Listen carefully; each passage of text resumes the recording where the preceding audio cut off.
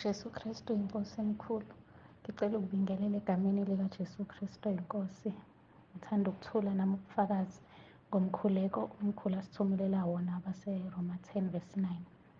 Izolo nje bese ngilungiselela ukuthi ngizokwenza umsebenzi wesikole ngizofunda.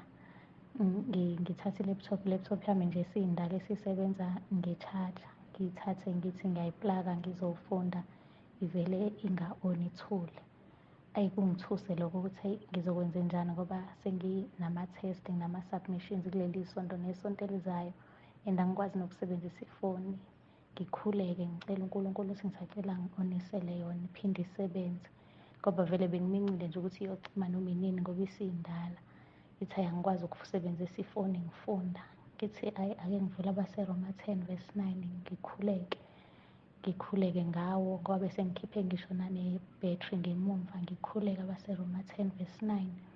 Ngithe nje emva kwesikhashana sengikhulekile ngiphinde futhi ngiyiplake i-laptop i-on isebenza ngoba bese ngize ngathesta nangefoni kade isathula ukuthi ifoni izosebenza yini. Ifoni uma ngiyi-charger iya-charger kodwa bengithi uma ngi-charger i-laptop inga-charge. Ngize ngicele ngoba i-switch yaleyo plug ikwenye indlu. Ngicele bangi-onisele yona bathi hhayi i-on.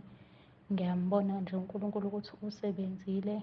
Ngiyabonga kakhulu kuNkulunkulu. Ngiyabona ukuthi umkhuleko wabaseRoma 10:9 usebenza nje ey'ntweni ey'ningi ngaphandle kokuthi umuntu uyagula kodwa noma ngabe isiphi isidingo umuntu anaso ngiwubonile usebenza. Ngiyambonga kakhulu uNkulunkulu. uJesu Kristu inkosi.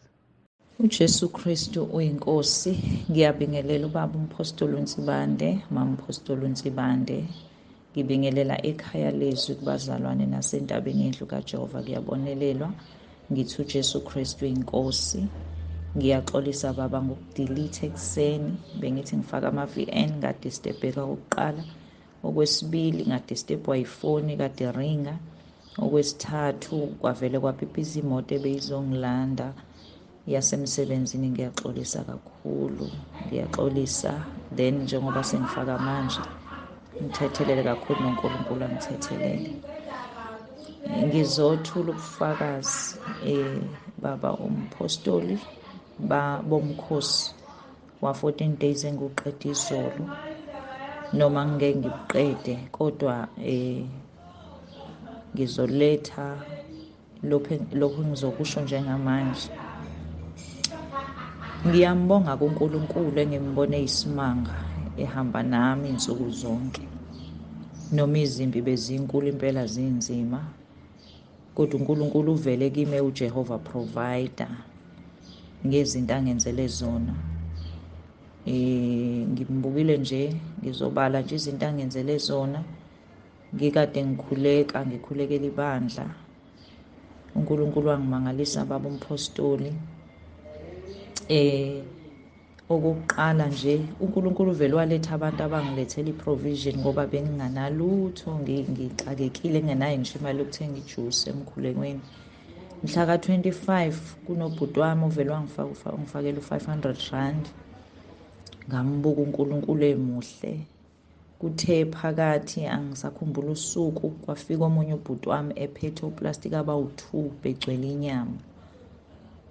Hayibo, ngambuka uNkulunkulu ukuthi hayibo, ngiyaqhubeka nomkhosi, nginezimpi ngapha kodwa uNkulunkulu waze wangiprovide.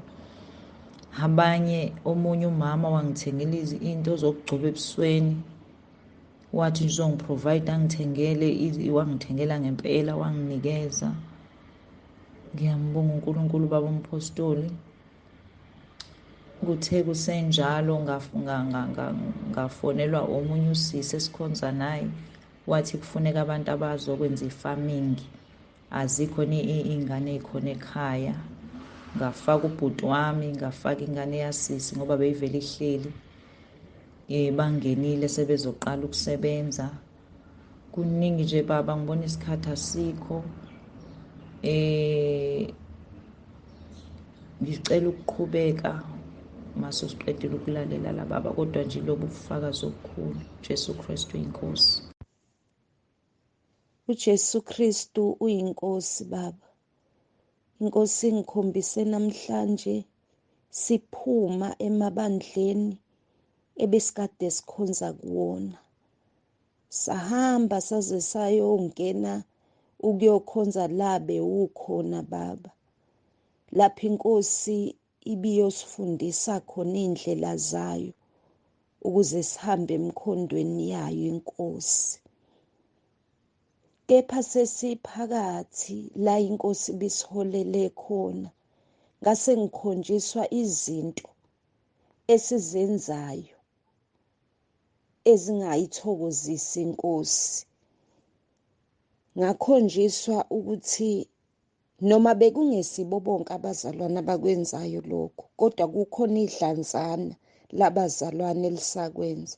Ngakhonjiswa ukuthi sinokungasigcini isikhathi, sibe late enkonzweni ngisho sikhona esayithini, sikhona ngaphakathi, ngoba bengibona sigqoka senza kancane.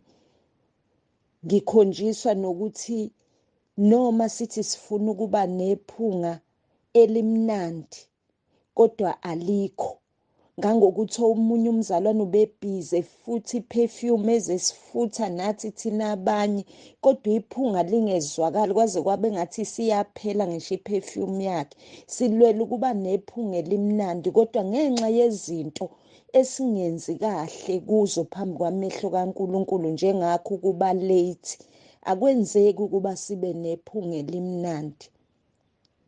Bese kuhlatshelelwa endlini yokukhonzela, kodwa sibambezelekile, silibele ukuyigcwala.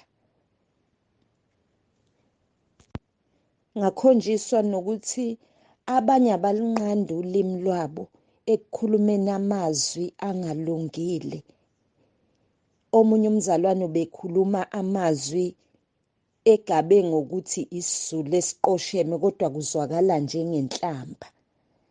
Ngiyacela ukuthi siqapheleni singabantwana bakaNkulunkulu, siyenze intando kaNkulunkulu, sesifikile la asiholele khona.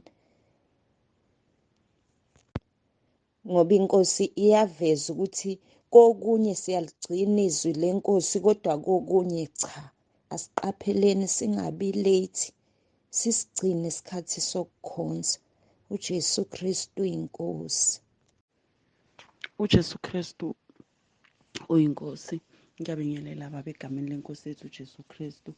Baba, ngiyathanda ukuthi ngibonge uNkulunkulu.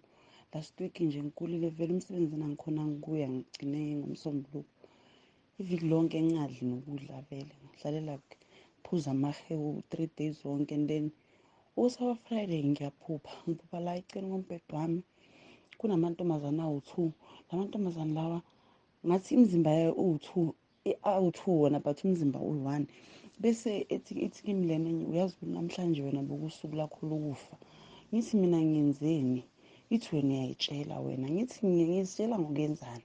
Athi ngalokuthi nithi uJesu inkosi niyasishisa. Ngivele ngithi uJesu Kristu inkosi, uJesu Kristu inkosi, uJesu Kristu inkosi. Lamantombazana ancibike angathi nje aseyiplastic leka kwi-floor. Hawu, ngambheka uNkulunkulu ngathi hayibo, ngempela labantu kanti baze basho ukuthi bayasha. Ngathi kodwa nje mina Nkosi ngiyabonga ngalokho, nawukuthi vele uNkulunkulu ungiphilisile, ngiyaphila. Kusho ukuthi vele abantu bebafuna ukungibulala mina ngithi ngine-flu. So nje ngiyambonga uNkulunkulu ngalokho.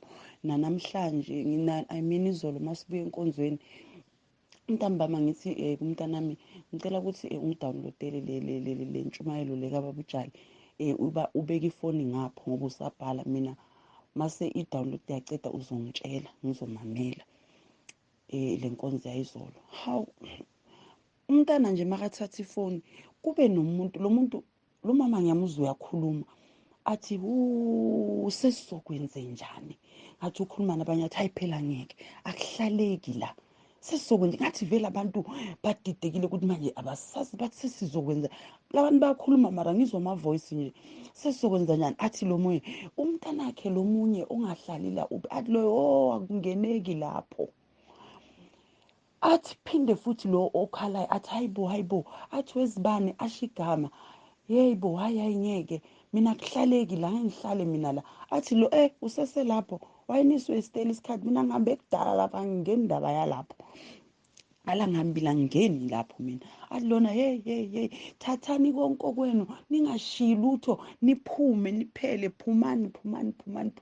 phumani lapho nazo zonke into zenu ningashiyi lutho hayibo ngithuke ngithi namhlolo or sengiyahlanya hayi ngithi Nkosi akuna nkinga ngilala ebusuku mangilele angazi kwenzakelena ngifuna ukukhuluma ngoba ngisekho sho kodwa kube nento eyenzakele ngabona ngathi la ewardrobe la kuphuma izinto la endlini ngathi kunezinto eziphuma but into engiyibonile izinje ezincane ngathi ziyaphuma lezi into eziningi nje engingazazi nje zaphuma ngomnyango uJesu Kristu inkosi Udumo kuNkulunkulu kweliphezulu ukuthula emhlabeni kubantu abathokozelwa nguye.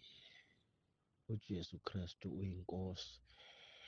Ndiyabingelela kubaba Nsibande, ndiyabingelela kumama Nsibande, ndiyabingelela kwikhaya lezwi, ndiyabingelela entabeni yendlu kaJehova kuyabonelelwa. Ndithi nama ndifakaze ekuseni egameni lenkosi uJesu. Kuninzi uNkulunkulu akwenzayo empilweni yami. Ngabe ndithule nje kodwa uyanenzela imihla yonke. Ndiyambulela kakhulu ke uNkulunkulu. Ndicela ukuhlala apha ekhayeni lezwi, ndicela ukuhlala. Ndicela ukuhlala ndingasuki ndinganyakazi egameni lenkosi uJesu. Uyawenza ummangaliso uNkulunkulu, uyazibonakalisa. Sibulela imfundiso Tata, sibulela imfundiso ezingaka osinikeza zona ezinqabileyo kwiindawo esikuzo. Thixo wethu makasincede kakhulu ngawe, siyambulela kakhulu egameni lenkosi uJesu. Sihlale singanyakazi. Kuvuka ilizwi eliphaa apho kunendoda eyathi isuka eJerusalem yehla yaya eJeriko, yahlangana nezihange zayibhunyula impahla, zayigxwelerha, zayishiya ingathi zokufa.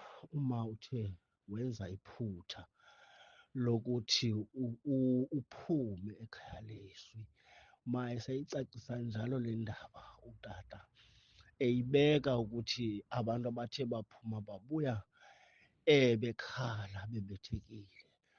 Kuvele nje elo lizwi kum, ingakaske nabani na lingavela elo lizwi kuye. Uma enengqondo yokucinga yokuba angaphuma, acinge nje ngaloo ndoda yaphumayo eJerusalem yehla yaya eJeriko yahlangana nezihange. uJesu Kristu inkosi. Amen.